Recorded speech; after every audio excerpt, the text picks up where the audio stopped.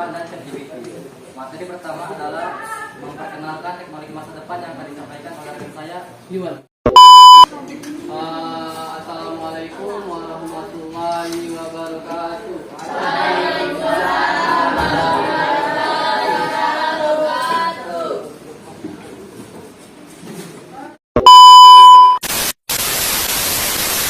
Hari ini memperkenalkan teknologi masa depan dengan dampak positif dan negatifnya.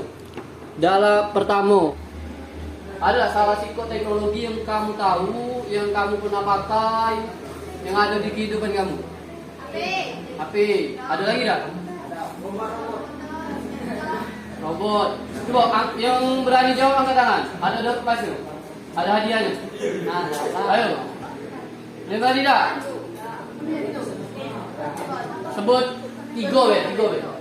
Yang kamu pakai.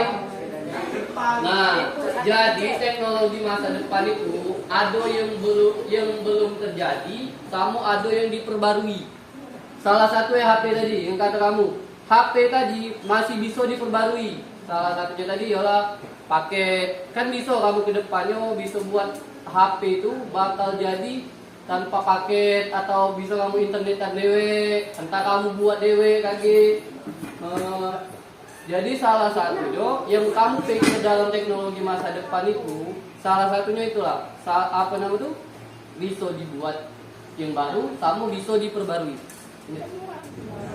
Yang kedua, dampaknya pada kehidupan sehari-hari. Pertama, pendidikan. Pendidikan kamu di 2025 lagi dari program Pak Prabowo. Tahu kan Pak Prabowo? Bakalan seluruh SMP dari SMP lah bakal ada mata pelajaran pemrograman. Ya, mungkin kamu udah kasih tahu pemrograman, tahu kan? Nah, jadi kamu sebelum sebelum kamu menginjak jenjang perkuliahan atau mahasiswa, kamu tahu lah ada bekal pemrograman. Kaki kamu kuliah, budak SMP kaki SMA nila tahu pemrograman, kamu ngajar ke budak SD tadi, yang budak SD kalau tahu, malahan lebih hebat ya kamu. Yang kedua, kesehatan. Apa salah satu teknologi masa depan yang ada di kesehatan? Apa yang kamu tahu? Jangan tahu. Alat konsen tahu kan?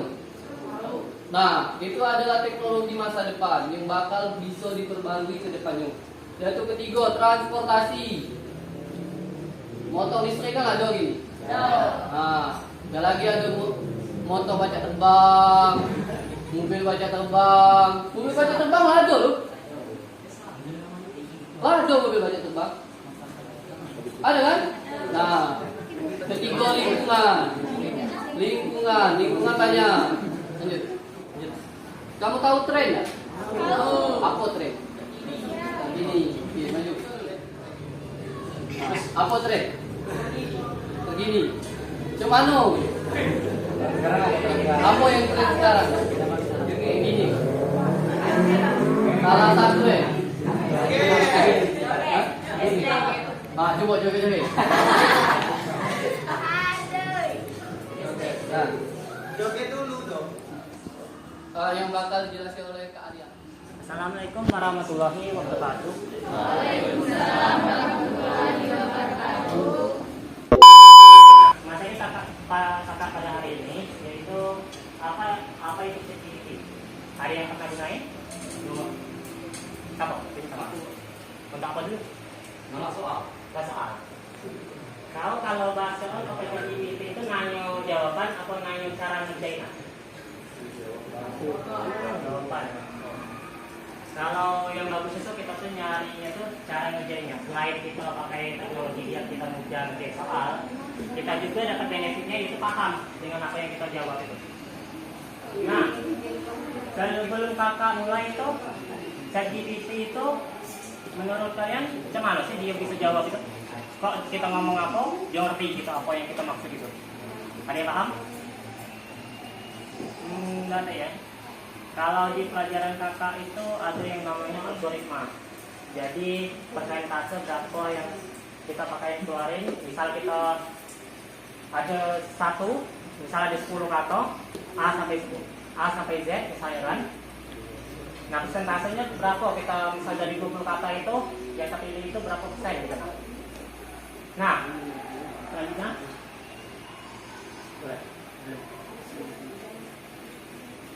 cara kerja ChatGPT udah dibahas tadi kan.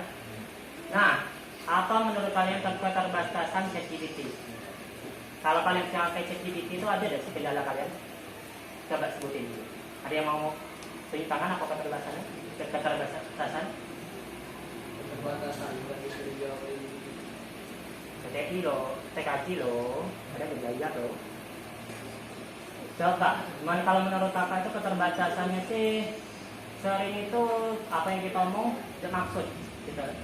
Udah lain jawabannya itu. Itu sering kan kalian temuin kan kalau ChatGPT itu. Itu karena itu ChatGPT itu terbatas sama data pelatihannya. Dari data pelatihan itu apa menurut kalian? ChatGPT itu kecerdasan buatan.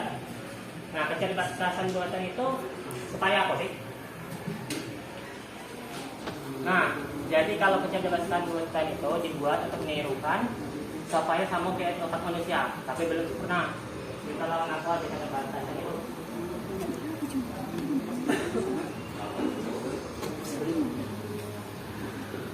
Nah, apa baik fitur-fitur dari ChatGPT? Yang pertama itu memahami dan menjawab berbagai bahasa. Yang fungsinya untuk menjadi soal tadi yang kata kawan tangannya tadi kan?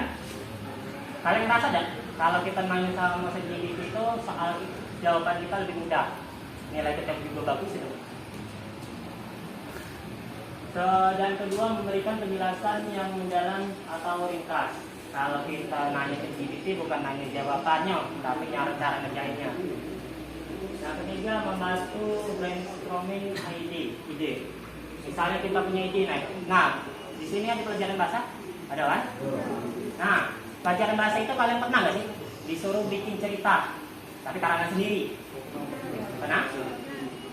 Nah ada yang pernah pakai ngerjain itu pakai GPT? Tadi ngarang sendiri ya? Oh bagus berarti itu. Nah kalau kalian misalnya ada ide nih, wah aku lagi bosen ingin ngerjain soal nih, ada soal tentang bikin cerita ini kan, kalian tulis lah. Misalnya si siapa ya, misalnya si Jody lagi makan, kita suruh ChatGPT ini bikin ceritanya itu kemana. Nanti ChatGPT itu yang jelasin alur ceritanya itu kemana. Jadi kita ngerjain soal itu nggak perlu mikir lagi. Yang keempat menjawab pertanyaan teknis, kreatif dan umum. Terutama TK. Di sini siapa yang bisa kalau pelajaran TK? Kakak juga sama sekali di kalau susah. Nah, kalau kalian ada misalnya ada matanya yang nggak tahu atau nggak itu apa kerjanya kan? Kalian tinggal tanya aja sama ChatGPT. Dia pasti paham. Kalian misal ada soal di kertas kan, kalian fotoin, kita ngerjainnya. Jangan langsung isi jawabannya. Nanti ulangan kalian jadi bisa loh. Itu masalahnya.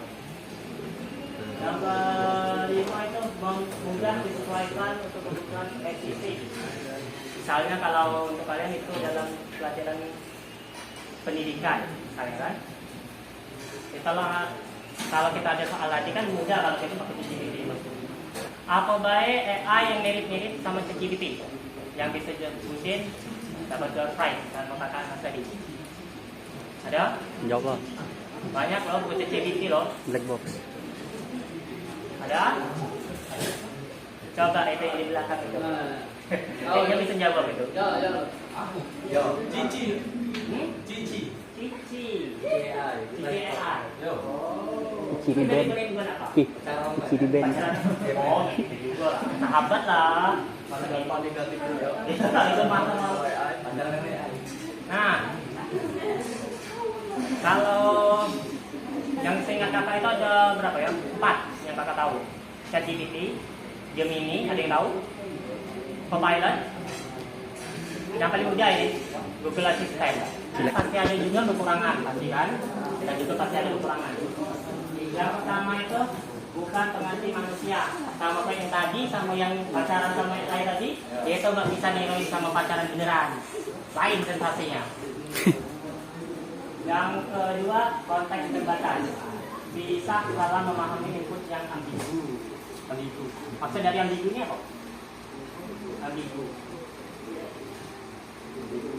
Ada? Nggak ada.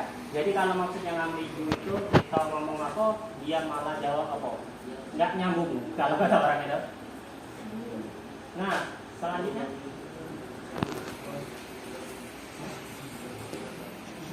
Nah,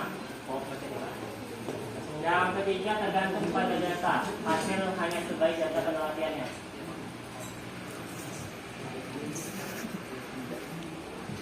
Tergantung pada data.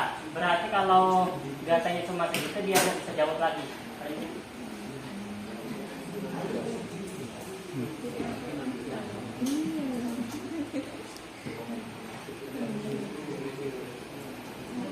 Nah, kalau dalam edukasi atau dalam pendidikan itu membantu siswa belajar atau menjawab pertanyaan, lebih mudah kita untuk menggapai nilai tinggi, dan juga kalau ada soal-soal yang susah kita bisa tanya ini. Yang kedua, bisnis, layanan pelangganan otomatis atau asisten kerja. Kalau kalian masuk dunia kerja itu sekarang itu udah banyak terganti sama AI. Jadi kalau kalian masuk teknik informatika, kalau kalian ingin kuliah dalam informatika, kalian belajar untuk teknologi AI itu peluangnya besar untuk kalian masuk kerja nanti. Yang ketiga, kreativitas, menulis cerita atau puisi atau ide desain. Misalnya kalau selain ChatGPT itu Copilot, misalnya kayak Copilot bisa kalian bikin gambar, rendering gambar. Teknologi membantu dalam debugging atau penulis kode. Di sini udah pernah coding simple, dulu pernah ya. Kalau kita coding itu kita lebih mudah untuk coding. Kalau kita mudah untuk nulis teks, kalau itu kalian belum masuk. Yang terakhir.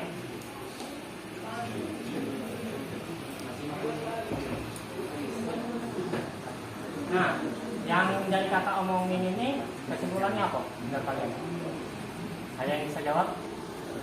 Yang kalian tanggapi, kalian simpulin apa? Ada ya?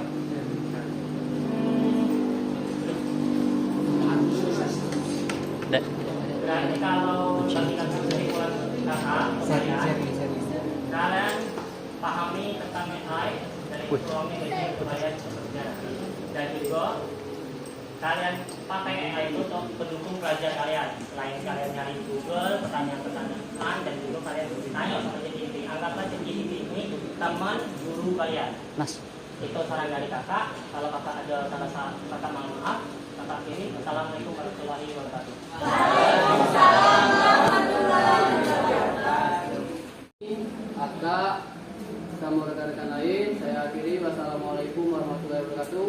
Waalaikumsalam warahmatullahi wabarakatuh. Setelah sebelum masuk ke akhir acara, kami ingin memberikan sedikit snack.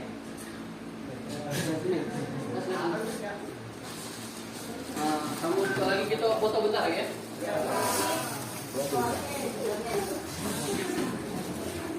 Suka Min, kabar Min.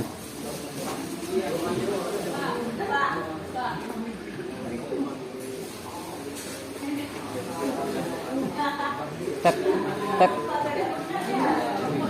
Hah? Yo,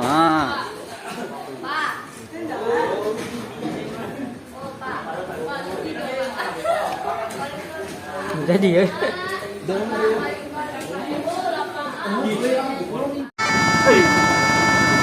Sayonara.